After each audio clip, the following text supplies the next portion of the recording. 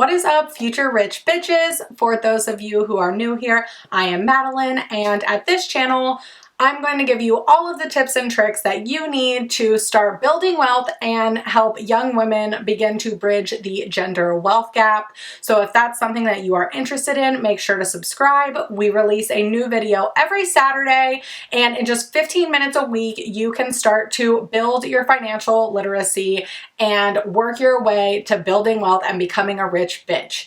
So if this is something that you think maybe a couple of your friends would be interested in, then make sure to share this video with them so that they can start their journey to become rich bitches too.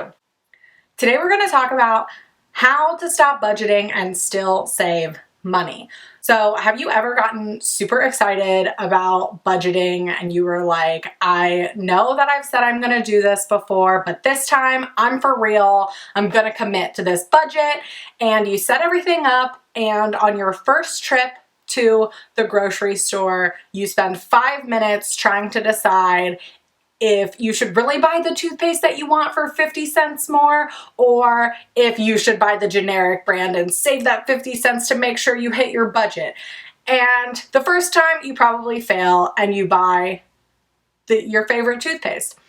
But you spend the rest of the day beating yourself up about, making the decision the old you would have made. You've decided to commit to this budget, so the new you next time is going to make the right decision. So you spend the rest of the month compromising on the brands that you really want and instead paying for the cheaper generic brands. And at the end of the month, you're so excited because you've tortured yourself by buying these products that you don't really want, but you should have saved a ton of money, right? And after adding everything up, you find that your savings really just wasn't that great. So why did you torture yourself and spend all these agonizing moments making sure that you allocated every single dollar right just to save a few bucks? And so if this has been you, trust me, I understand. I've been there too. And I find budgeting to be super stressful and time consuming. And recently I made a discovery on a way that you can save hundreds of dollars a month with a couple hours of effort in a weekend, and it will last you an entire year. So how did I make this discovery? A few months ago, my husband and I were visiting my mom, and my husband is, into computers, and he noticed that her internet was moving really slowly. So he decided, hey, okay, let me look up and see what's going on here and if there's an issue with your internet speed. So he logs into her account and sees how expensive her bill is and what she's paying for this service that isn't even really working. So he does some digging and soon finds that she is paying for extra things that she is not even using, like a landline, which she had been paying for 10 years since she moved into this house and had never had. So once he starts going through this and asking her some questions, he's like, okay, we need to revamp this plan. Let me contact your provider. So he calls them and saves her $200 a month just on her cable and internet bill within a few minutes of talking to the phone company and being like, we need to update her plan. And the reason she was paying so much was because she had been grandfathered in just every year, even as they updated their plans, with her old plan, which provided worse service than the updated ones and was more expensive. So this got us thinking like, okay, well, we don't call and we don't update all of our service plans every year. So, or at all really. So how much money are we losing by not getting these updated plans? And it turns out $240 a month is what we were losing after we started, negotiating with these companies and updating all of our plans. That's almost $3,000 a year of savings. And we made a few calls and now we're set up to get these rates for the next year. So if you don't talk to your service providers regularly and haven't updated your plans in a few years, I'm going to give you the process that we used to contact these providers, and in just a simple conversation, we're able to save $240 a month. So here's how you do it. I know negotiating seems super scary, but with this process, it is super easy and simple and a lot simpler than budgeting. So don't worry, I'm going to give you all the tools you need to go into this feeling totally comfortable. So the first thing that you need to do is know what you're willing to accept and what you're willing to give up. And so go into your plans, look at what you currently have, then look at any competition that you would be willing to switch to and see what kind of comparable things that they have in their offerings. So like in our budgeting example, there was a lot of compromise that you were making to try to save 50 cents on a couple of items. And this, we don't want to do that. Basically, the goal of this is that if you're not using a service, you want to drop it so you're not paying for it. And if you are using it, you want to keep it and just try to get the best deal for this. So one area where my husband knew he didn't want us to compromise on was our current internet speed. So when he called, obviously they gave us options on plans that offered slower internet speed, but we weren't willing to compromise on that. So we made sure that we let them know that nope, we at least want to keep the level that we have right now and see what offerings they had with that instead. So don't go into this thinking you have to give up a bunch of stuff that you're using or that you enjoy. This is just making sure that you have the most up-to-date plan and aren't paying for things that you aren't using. Once you have a good understanding of what you're using and what your plan looks like with your current provider and what the competitors can provide, then you're going to tell your current provider that you don't want to pay that. And I'm serious, it is this easy. We said on the phone or in the little chat box, I don't want to pay what I'm paying right now. And the best thing about approaching it this way is that you don't have to come in knowing everything about all the plans that they offer and knowing exactly what you want.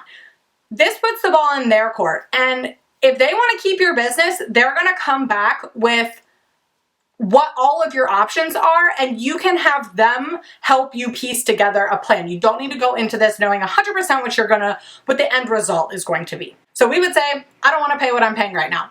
And they would oftentimes come back with two typical responses. So one is that they're going to say, we found some services that maybe you're not using. So this is going to be like in the case of my mom where she had been paying for a landline for 10 years that she didn't have.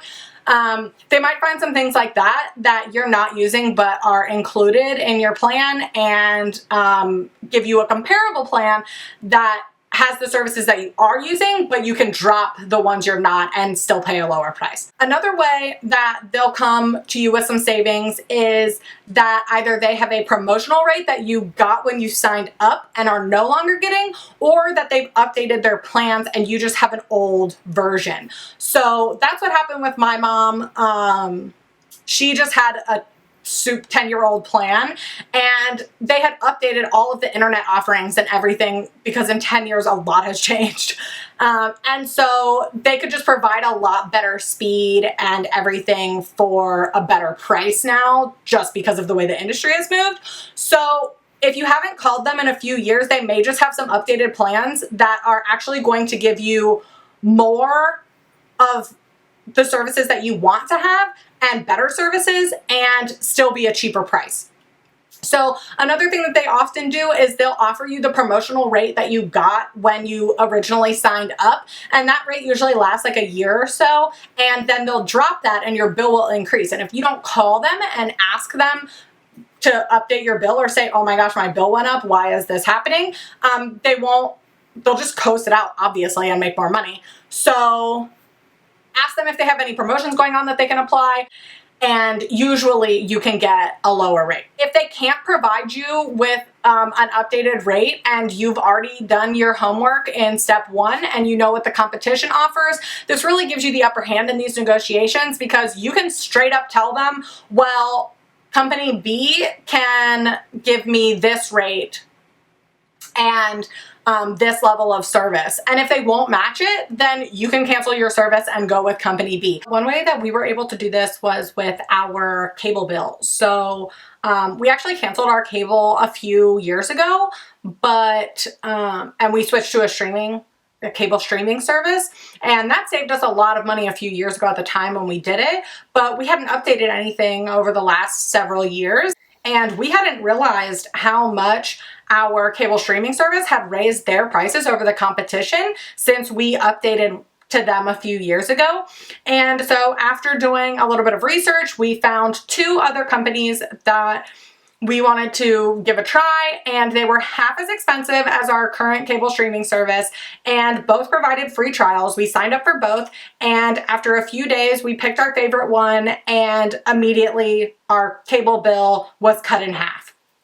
So there's a lot of streaming services that you can compare and do this with. Insurance is another great area where you can do this because there are so many insurance companies and you can really compare rates. So once you've negotiated and decided, okay, my current provider is going to give me the best option and I've updated all of those to save some money, or I'm going to switch to this new provider because they're going to give me what I want at a better price, then you're on to step 3, which is to make sure that you cancel any plans that you're not going to use. So like we signed up for those 2 free trials when we were doing our research.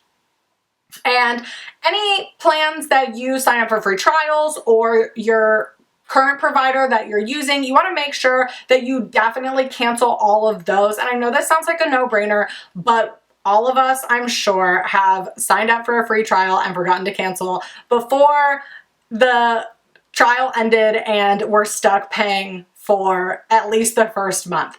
So don't forget, take note of any free trials you sign up for and make sure to cancel them before you celebrate all of your savings. Then you're done. And for an entire year, you have the savings from updating all of these plans, getting new promotions, and cutting any services that you're not using. You're still getting the same level of service that you were before. You don't have to compromise or change anything, and you're going to be paying less. I don't think I can think of a better way to save money. You don't have to think about every dollar you spend or stress about it or only buy generic brands. And for 12 months, you have awesome savings. So what are you going to do with those? If you're looking for some information on investing, paying off debt, or building your emergency fund and actually starting a concrete savings account for this, I have some videos that can help you out. I will put some videos and blog posts in the description box below that you can check out to figure out what can I do with all this amazing money that I'm saving. And make sure that if this helped you and you're going to try out this amazing way to save, to give this video a like and share with any of your friends that might find this useful. Again, make sure to subscribe because I want to be a rich bitch just as much as you. And thanks so much for watching, and I will see you soon. Bye!